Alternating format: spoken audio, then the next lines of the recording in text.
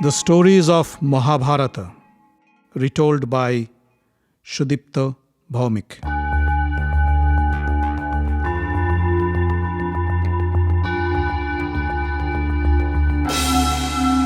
Welcome, dear friends, to another episode of the stories of Mahabharata. In the last episode, we heard the story of Jarasandha and his death in the hands of Bhima. We also heard how the Pandavas completed all the prerequisites for performing the Rajasuya sacrifice.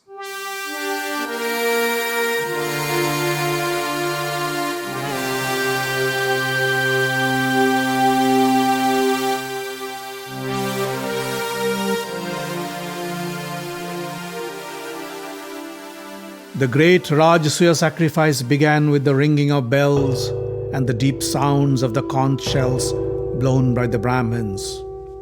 The great sage Vyasa supervised the proceedings. 6 huge pyres were lit.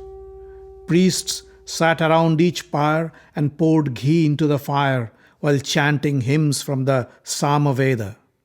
Another set of Brahmin priests watched over the proceedings with a keen eye to detect any mistakes. The third team listened to the chants for mispronunciations of the mantras, for any mistake would ruin the yagna. The royal guests who sat around the sacrificial grounds to watch the ceremony discussed about the details of the ritual. Some tried to find flaws, while some praised the Pandavas for their attention to details. Some argued about the theological aspects of the sacrifice, while some talked about the political consequences. Rishi Narada was sitting in one corner of the room and watched the crowd. He wondered, there must be some divine plan behind all this. The best of the best Kshatriyas have assembled here to witness the Rajasuya sacrifice. No wonder, they must be the reincarnations of celestial gods. Even the Supreme Lord is here today in the garb of a Kshatriya. Do they know what future awaits them? Do they know that not too far from now, the Lord Himself will destroy them all and call them back to the heavens? At the end of the first phase of the sacrifice, Bhishma called upon Yudhistira and said, "Now you must pay homage to the most important person in the audience by offering him your first worship." Yudhistira looked at Bhima and said, "O grandsire, you are our guardian and the wisest man amongst us. You tell me, whom should I pay my homage?" Bhishma smiled and said, "Just as the sun is the brightest among the stars, so is Krishna among the guests assembled here.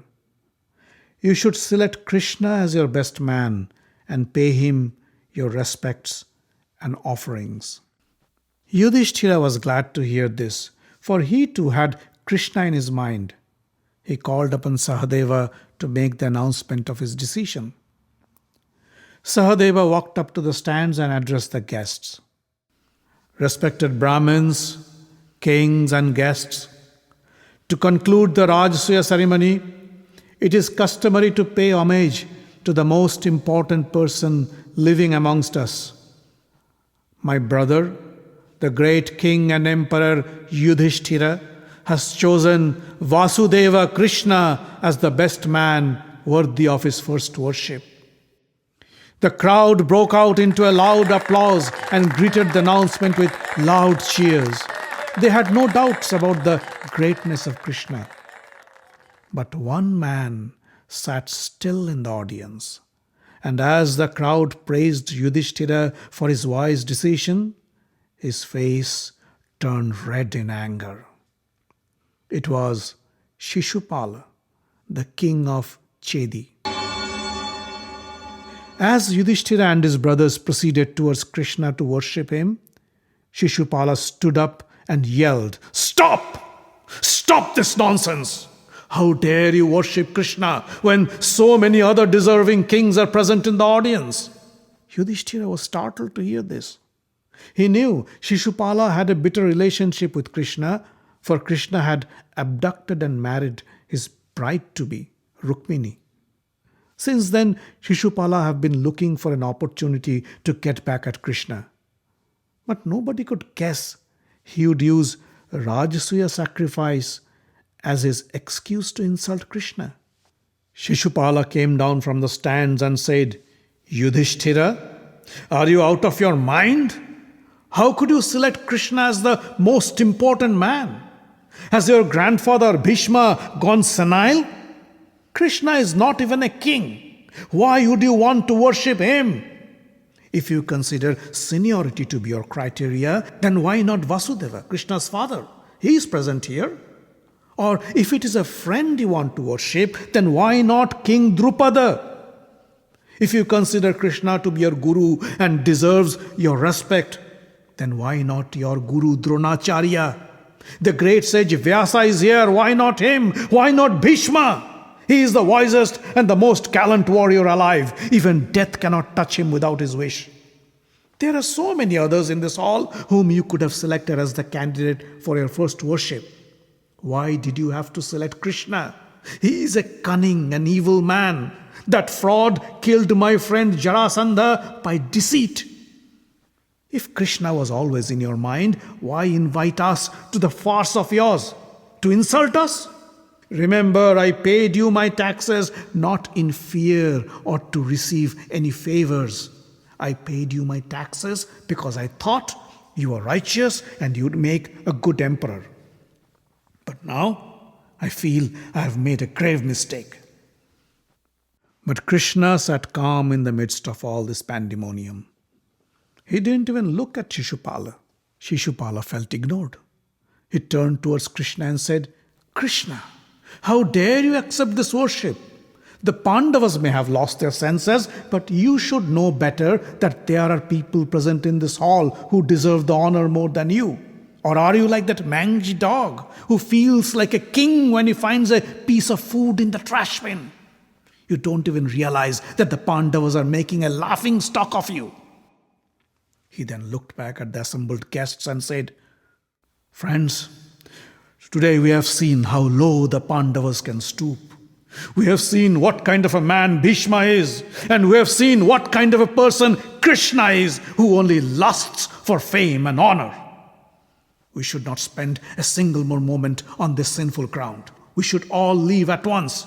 Come with me.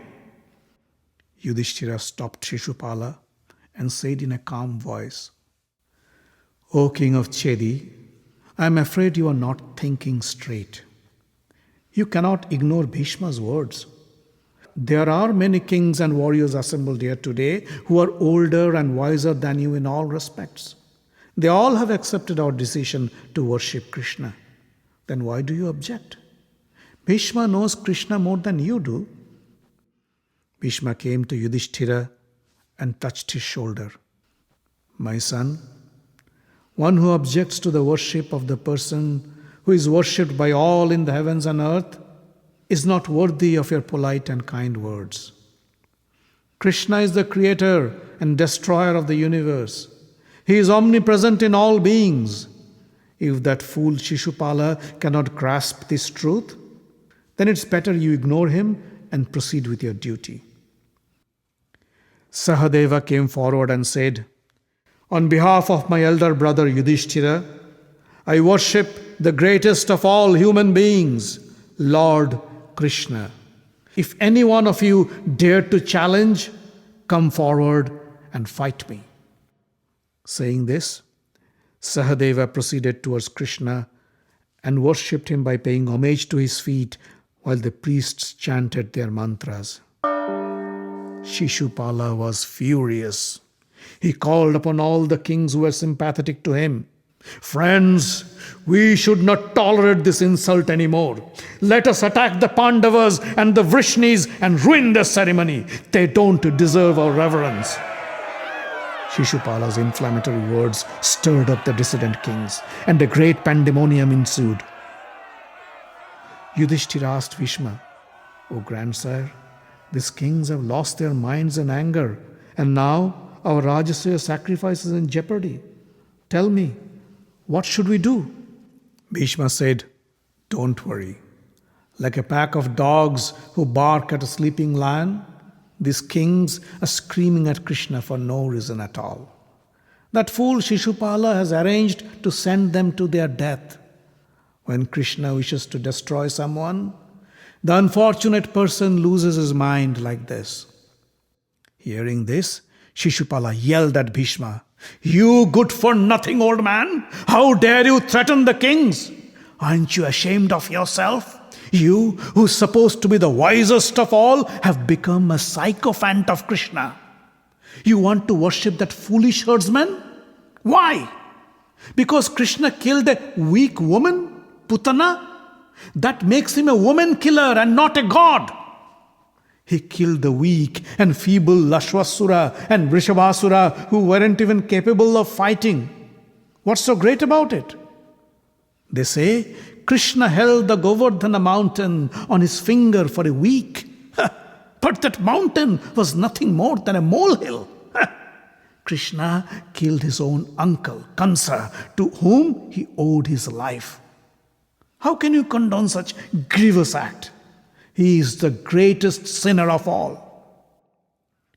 Shishupala stopped for a while to breathe and then lashed out at Bhishma. "Bhishma, you claim to be the most righteous man? Then why did you steal Amba, the princess of Kashi, who was engaged to another man? Was that a proper action for a Kshatriya? Your sister-in-laws were impregnated by another man in front of you, and you claim to be the wisest of wise. Your vow of celibacy is also fake. You have become celibate only to hide your impotency." Bhima couldn't sit still any longer. He turned red with anger and was about to pounce upon Shishupala. Bhishma stopped him. Shishupala laughed and said, "Ha! Let him come. Let the people witness how I crush this arrogant brute." Bhishma stood up and addressed the audience in his deep and solemn voice. "Dear guests, I think it is time I share a secret about Shishupala with you. Shishupala was born with 3 eyes, 4 arms, and brayed like a donkey. His parents were scared and thought of abandoning him. But then a voice from the heavens said, "O king, rear up the child, for his time of death is yet to come, although his killer is already born." Shishupala's mother asked, "Please tell me, who would be his killer?" The voice said, "The man on whose lap Shishupala would lose his 2 extra arms and his 3rd eye would be his killer."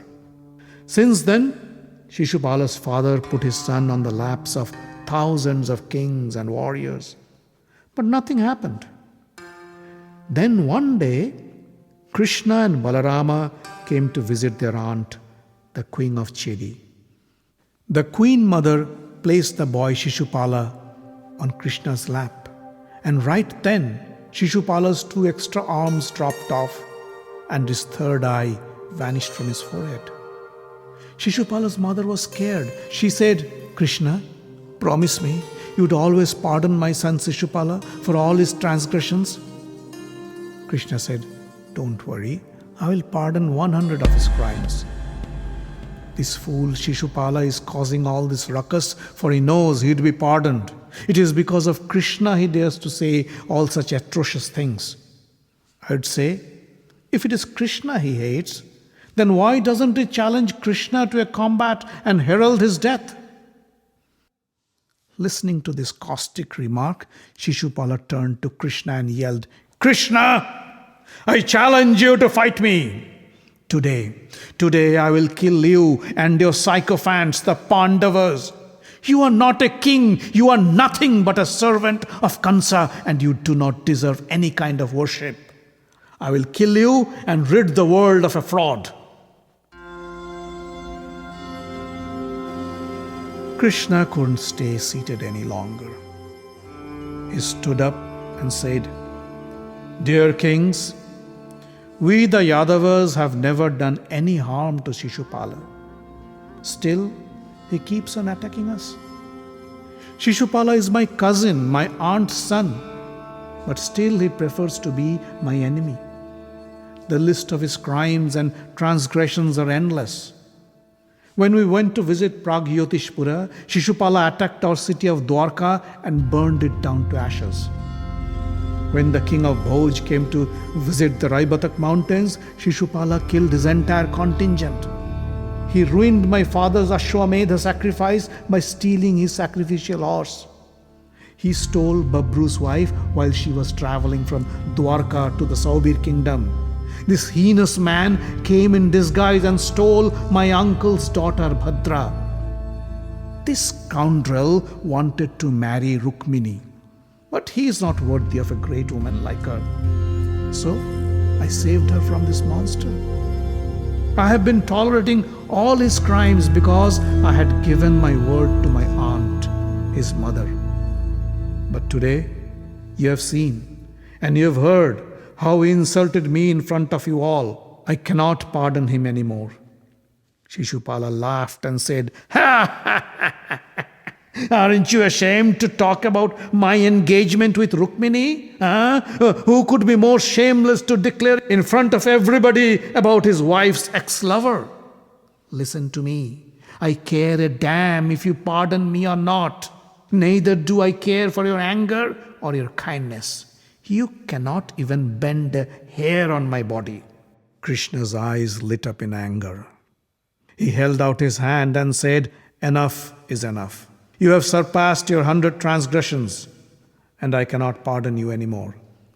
Prepare to die." Krishna closed his eyes and summoned his weapon, the Sudarshana Chakra. In a moment, the chakra flew in, spinning like a tornado, and settled on Krishna's right forefinger. The moment Krishna uttered the command, the fiery disc flashed out of his finger towards Shishupala and severed his head from his body, and then disappeared into the sky. Shishupala's decapitated body crashed into the ground like a huge oak tree, and the ground shook under the feet of the kings and visitors. They stood dumbfounded and stared at the mighty Krishna, who stood calm with a faint smile on his face. Some were scared, while some bowed before Krishna and hailed him for destroying a tyrant. Yudhistira ordered his men to arrange for Shishupala's funeral at the earliest.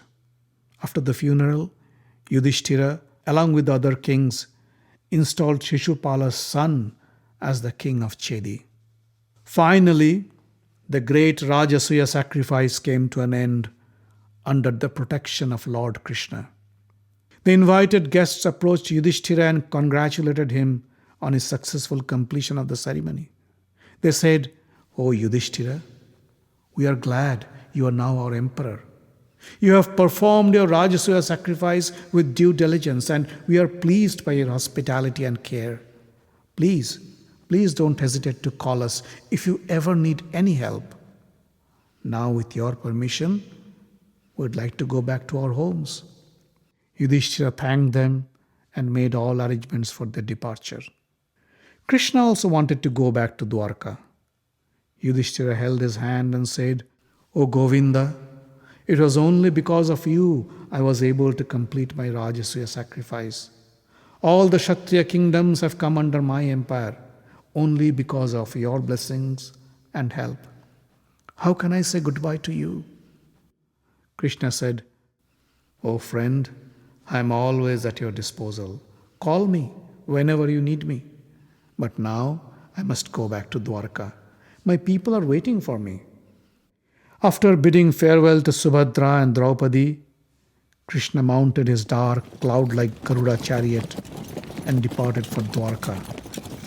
The Pandavas stood at the gates with tearful eyes, with the hope to see him soon in the days to come.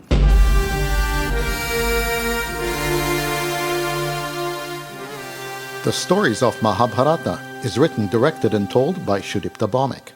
Audio engineering, original music, and sound design by Avi Ziv. The podcast is distributed under the Creative Commons non-commercial license. Find us online at facebook.com/Mahabharata Podcast. Join the group for updates and news. Subscribe to the podcast using iTunes or any podcast catcher.